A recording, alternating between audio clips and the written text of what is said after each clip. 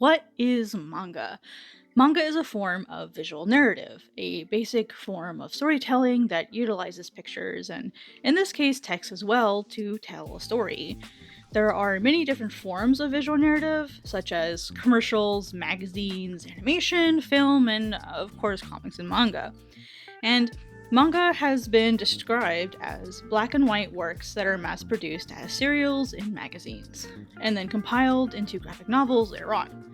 As for the content of these works, their freewheeling stories are rendered by a variety of techniques, each rich in their own little quirks. That's why they are read and beloved all around the world. That quote comes directly from Torishima Kazuhiko's book Dr. Mashirito's Ultimate Manga Techniques, which was published by Viz Media in May of 2025, specifically from page 6. If you are wondering why that name sounds familiar, that is the former editor of Akira Toriyama, known for works like Dragon Ball.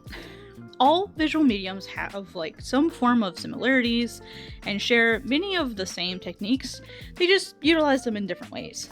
In my experience helping other mangaka learn how to make manga, a lot of newer creators will make the mistake of treating the creation of manga as if they would making an anime, trying to replicate effects and the feel of a story as if you were watching an anime. But it's really important to remember that anime has a lot more tools of storytelling than manga does. For example, it can't move the camera in the same way, panning, trucking, dollying, all those things. We can't hear the sound effect. Granted, we can read it, but it's not the same as hearing it. It takes a lot more work to read something and then hear it in your mind as you read the manga. There's also no underscore in manga. It doesn't exist. Maybe it does in the exception of motion comics or audio comics, but this isn't the case. This is talking about printed manga. And color is usually restricted to a monochrome system with only black and white. And even screen tones in printed manga are technically only black and white.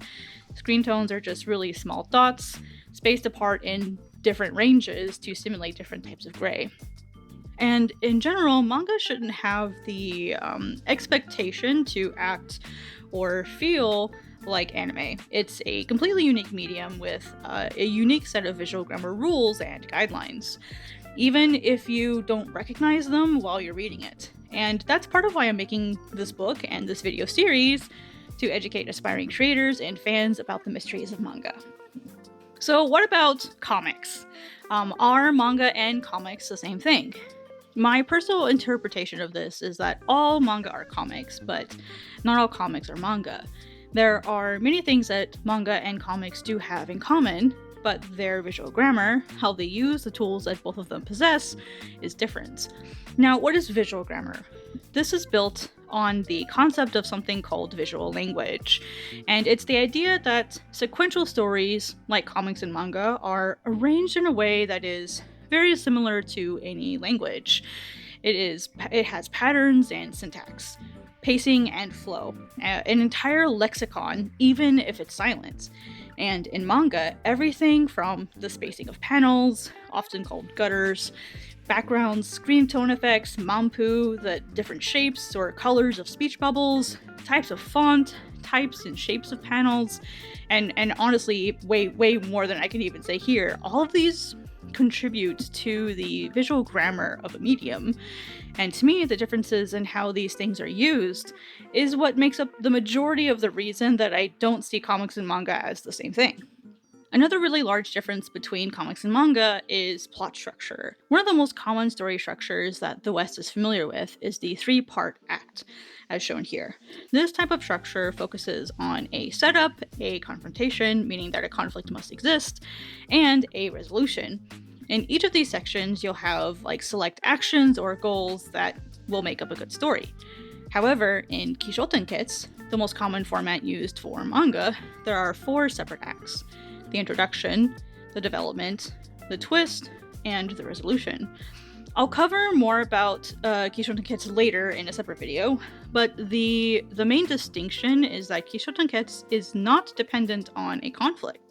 And conflict can absolutely exist within Kishotenketsu, but the thing to remember is that it's not dependent on conflict. And I'll cover how this is actually possible, again, in a separate video when I talk about Kishotenketsu. Additionally, Kishotenketsu isn't actually of Japanese origin, but it's actually from China, introduced by a poet writing about the weather and trees. But now that I've kind of gone over visual grammar just a little bit, I'd kind of like to get into visual narrative and the things that I'll be covering later on in this video series. For anyone who doesn't know, visual narrative is a term that is used to refer to the overall act of storytelling with visuals as the main communication device. And it, as I mentioned, can include everything from comics to manga and commercials and marketing and advertising to soap operas and film and documentaries, reality TV, cartoon shows, TV journalism, the news, and so much more. It's a really, really wide field that encompasses one main task, one main goal, which is show, don't tell. Now, for anyone rolling your eyes, this is a phrase you've probably heard over and over again if you are experienced in the visual narrative field in any capacity. But if you're not familiar with it, I'll explain the concept. So we all need to show the reader what we wish to communicate, what we want them to know, instead of relying on narration or dialogue to do the heavy lifting for us. While your reader obviously can read, it can cause audiences to lose interest, to have to read lengthy amounts of text or large amounts of dialogue in a very short period. And being able to show the information rather than tell that information creates more engagement and even leads to more emotional investment from your reader, which is obviously the trick to keep them reading. We need them invested in our stories. Have you ever watched a movie that had characters talking way too much, that used the same angles and camera shots over and over again? This can get really boring really quickly, and too many headshots. This concept actually has a name, and it's called talking head syndrome. In comics, we would call this white wall, which is where there are too many like headshots of your characters, especially from like the shoulders up, and especially with a white background. But that's just one manifestation of what we're talking about here.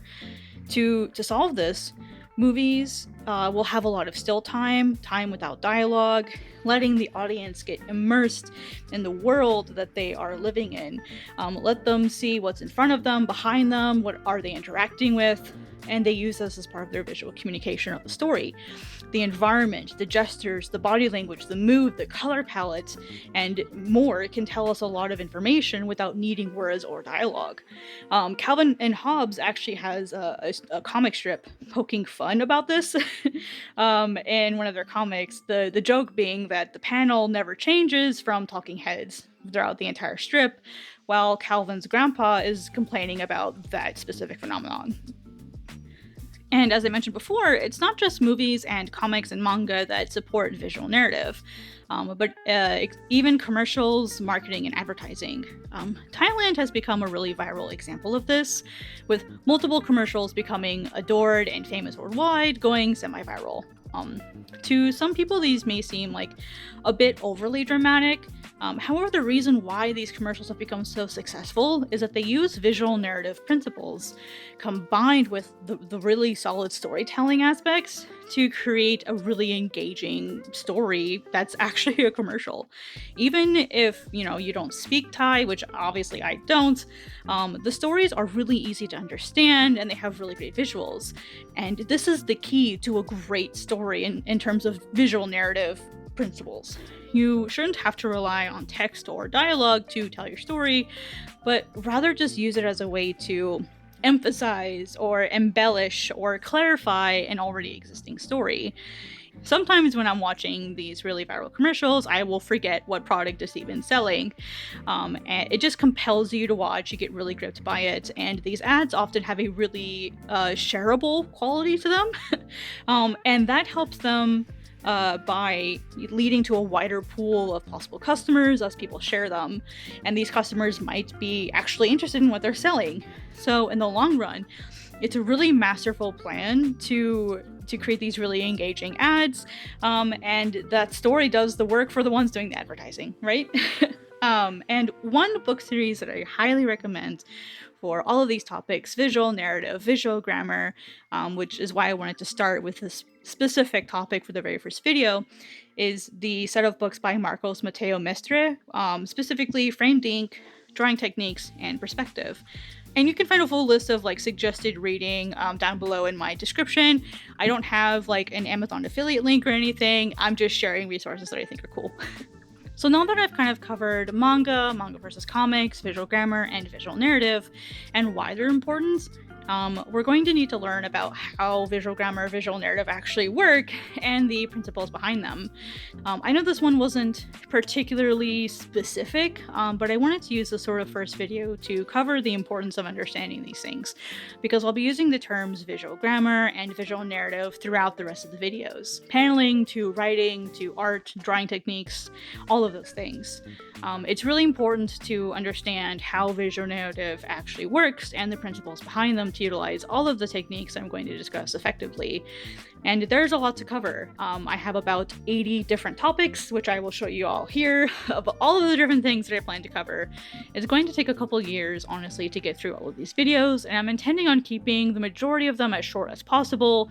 That way they're easily digestible, rather than my previous Think Like a Mangaka videos, which were like 20 to 30 minutes long. A little bit much to go over in one video, so I don't want to do that again. But I really appreciate all of you guys being here. For the next couple of videos, I'm going to be breaking down visual narrative principles specifically before we get into the actual manga techniques. So focusing on high-level stuff, and then we'll get more granular as we go. If you made it to the end of the video, thank you so much. I really appreciate you being here, and it helps the channel grow. If you want to be super extra, you could leave a like or maybe a comment, especially if you have a specific topic that you would like me to cover. If you want to be super duper extra, you could check out my Patreon. It's completely free to join, and then the tier to actually see previews and artwork and all that fun stuff is only $3 a month. It goes a long way to helping support me and my assistants, Miso and Sissy. Don't forget to subscribe if you don't want to miss future videos. So yeah, I'll see you guys again soon, hopefully. My name is Art Crumbs. This has been my Think Like a Mangaka series, and I will see you in the next one. Thank you so much, and have a wonderful day.